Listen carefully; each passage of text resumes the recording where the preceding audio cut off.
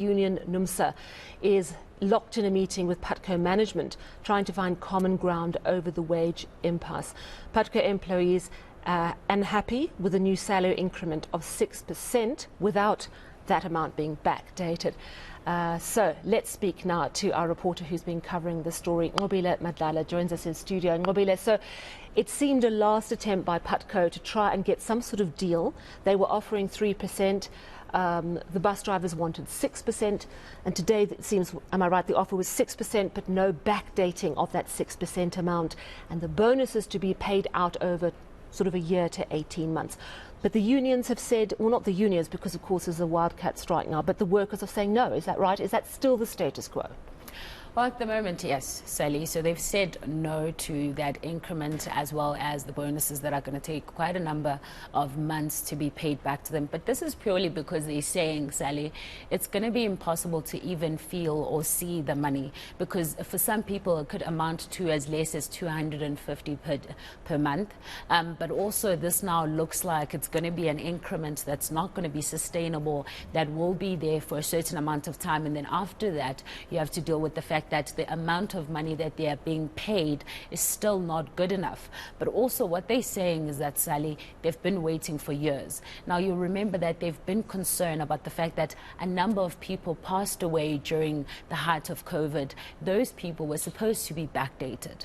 They have not been paid. And a lot of them, some of them are going to pension at this moment. They're saying that they'll go to pension without getting this money. And whilst there are others that are saying that they've been in the company, but they have not seen any growth. Instead, they're seeing people coming back to the company, coming in, getting contracts and all sort of things. But these issues are issues that seem to linger over time. So they were saying then no, because they want this to be something that will pave a way for somebody who comes in, but also at the same time so that they get what is rightfully owed to them. And I know that you're going to play us a clip of NUMSA in just a moment, but is there an attempt, I said earlier that NUMSA's locked in a meeting with Putco. Is that still underway, or is that ended? Has there anything come out of that?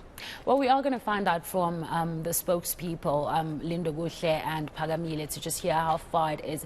But we do know that the idea was that they are going to have a meeting, and that meeting was supposed to start at 2 o'clock. But you'll remember, Sally, even yesterday it took quite a long time. It took them over 10 hours to even come to a conclusion this big.